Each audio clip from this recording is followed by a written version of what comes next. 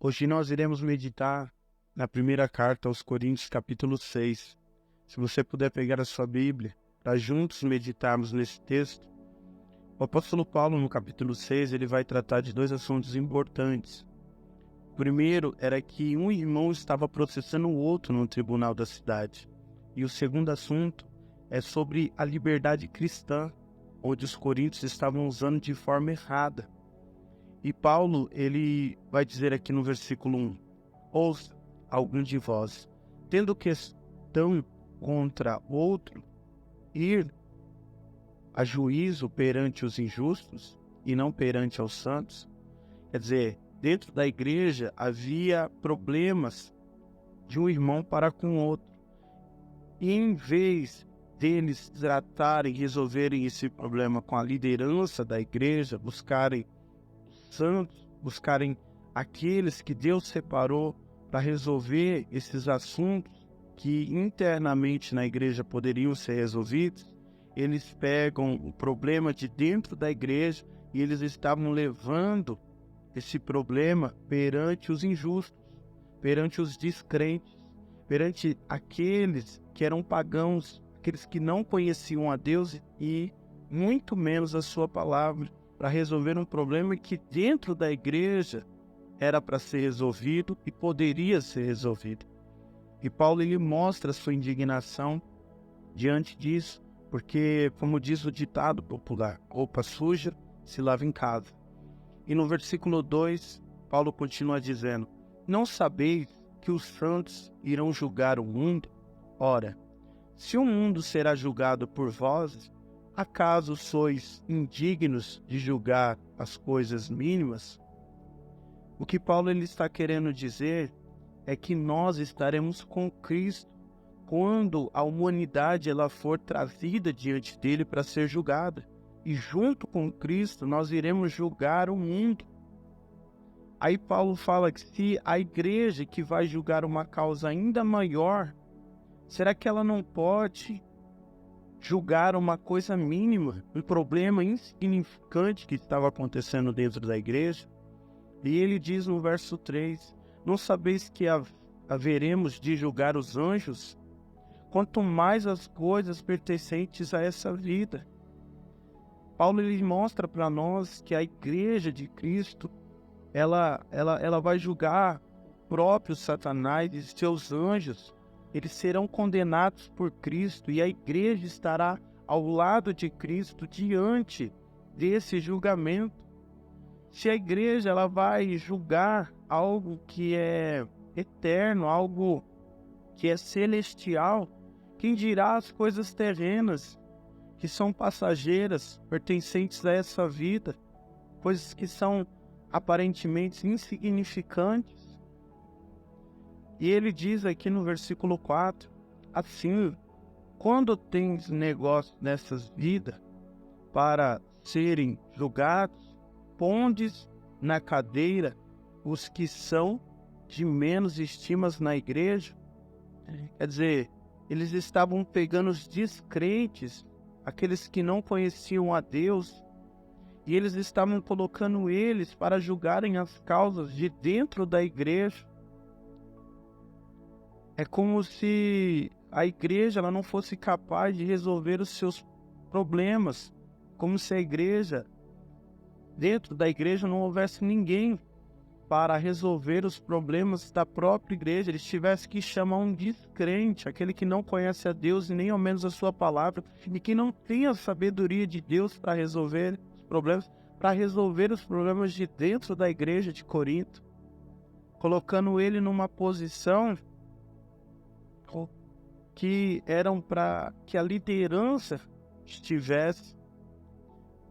Paulo ele diz, né, que se no versículo 5, para vos envergonhar, digo, não há entre vós sábios, nem ainda um que possa julgar entre seus irmãos. Quer dizer, dentro da igreja eles tinham praticamente todos os dons, mas o dom que eles precisavam, que era o dom de sabedoria, o dom de conhecimento, para poder resolver os problemas da igreja, para poder trazer luz ao problema, trazer solução aos problemas que a igreja estava enfrentando entre os irmãos. E não havia um sábio, não havia um com dom de conhecimento para poder resolver os problemas de dentro da igreja. Eles tinham que chamar os descrentes, eles tinham que chamar aqueles que não conheciam a Deus e não serviam a Cristo para resolver os problemas de dentro da igreja. E isso para a igreja era uma vergonha. E Paulo vai dizer no versículo 6, mas o irmão vai a juízo contra o seu irmão, e isto perante infiéis. Olha que coisa terrível, isso era um escândalo.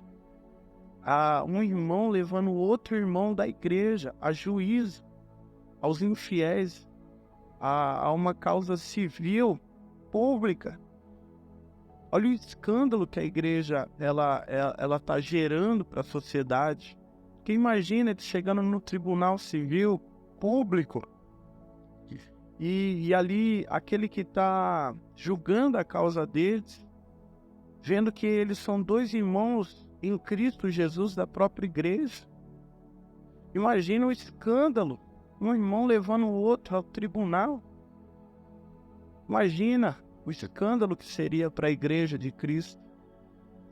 E ele diz aqui no versículo 7, na verdade, é já realmente uma falta entre vós terdes mandas uns contra os outros. E ele diz, porque não sofreis antes a injustiça, porque não sofreis antes o dano. Quer dizer, o que Paulo está falando aqui foi um dos ensinamentos de Jesus. Que se alguém bater na nossa face direita, nós devemos da esquerda. Se falarmos para nós andarmos uma milha, caminhamos duas. Se pedirmos a nossa túnica, damos também a capa. O que Paulo está dizendo é que muitas vezes a igreja, para não ser motivo disso, para não escandalizar o nome de Cristo, muitas vezes nós como cristãos, nós vamos ser injustiçados, nós vamos ser prejudicados. Mas tudo isso por amor a Cristo e amor ao próximo. Muitas vezes um irmão, às vezes nos deve, irmão em Cristo Jesus, e muitas vezes, para não guardar uma mágoa, um ressentimento, por conta, às vezes, do nosso próximo, que ele não quer nos pagar, o que nós fazemos? Nós perdoamos, assim como diz a oração do Pai Nosso. Assim como nós buscamos o perdão, nós também perdoamos os nossos devedores. Tudo isso, muitas vezes, buscando para nós o prejuízo fica conosco. Muitas vezes somos injustiçados, mas tudo isso para que o nome de Jesus não seja envergonhado. Tudo isso para que a igreja de Cristo ela não seja motivo de escândalo para esse mundo, e sim um exemplo. E Paulo ele vai dizer aqui no versículo 8, mas vós mesmos fazeis a injustiça e fazeis o dano, e isso aos irmãos. Aqui Paulo ele fala que é muito melhor, né, nós perdermos do que levar um irmão à justiça. E aqui também ele diz no versículo 8 que a liderança ela estava omissa diante dessa situação, né? A liderança ela não estava lidando com esse problema, não havia sabedoria, não havia conhecimento para lidar com esses problemas que estavam acontecendo dentro da igreja, entre os irmãos. E Paulo ele vai dizer aqui no versículo 9, não sabeis que os injustos não herdarão o reino de Deus? Os injustos são todos aqueles que praticam contra a palavra de Deus. São aqueles que violam os mandamentos de Deus. E Paulo ele vai dizer uma lista de pessoas que têm tais práticas que ofendem a Deus, que vão contrária à palavra de Deus, que violam os mandamentos de Deus. E ele diz aqui no versículo 10, não erreis, nem os devassos, aqueles que praticam, né, a imoralidade sexual, seja na fornicação, seja no adultério, seja na relação sexual fora do casamento, seja na relação sexual com a pessoa do mesmo sexo. A imoralidade sexual, ela está exposta a toda perversidade sexual. E ele diz que quem pratica essas coisas não irá herdar o reino dos céus. Ele diz aqui também os idólatras, aqueles que colocam algo acima de Deus ou algo como Deus na sua vida. Aqueles que aquilo que eles não conseguem viver se tornam o seu Deus. Tudo que você coloca acima de Deus, isso é idolatria. E ele diz aqui também que os adúlteros, aqueles que têm relações sexuais com outra pessoa, sendo casados, isso é chamado de adultério. Aqueles, como Tiago diz, né, na sua carta, ele fala que a relação com o mundo é adultério diante de Deus. Aqueles que têm amizade com o mundo e eles se tornam inimigos de Deus, eles estão praticando adultério espiritual. Então, os adúlteros, eles não herdarão o reino dos céus. E ele diz também aqui, nem os efeminados. Os efeminados são aqueles que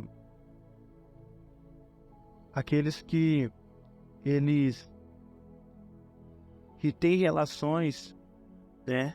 É um homem quando ele tem relação com outro homem, né? Nos nossos dias, a melhor tradução para efeminado seria a homossexualidade passiva, aquele homem que tem relação com outro homem. E ele fala aqui também, nem os sodomitas.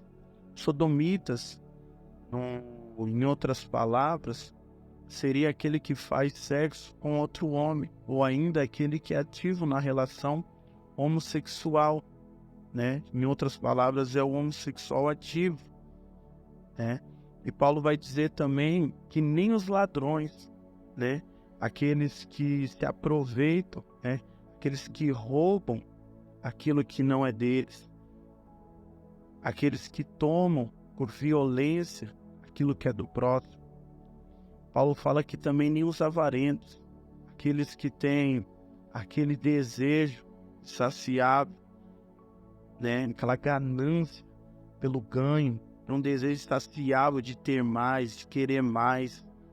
Ele diz que nem os bêbados, aqueles que praticam, né? Aqueles que bebem casualmente, né? Aqueles que tomam bebida, né? Aqueles que são alcoólatras, esses não herdarão o reino dos céus. Ele fala que nem os maldizentes, aqueles que usam a sua boca para falar mal das outras pessoas, para criar discórdias, para criar calúnias, para criar difamações. E ele fala nem os roubadores, aqueles que se aproveitam do próximo, né? De uma forma até legal, mas injusta. Ele fala que esses tais não herdarão o reino de Deus. Quer dizer, se eles morrerem dessa maneira, eles não entrarão no céu. Então, olha quão perigoso é a pessoa lá viver na prática desses pecados.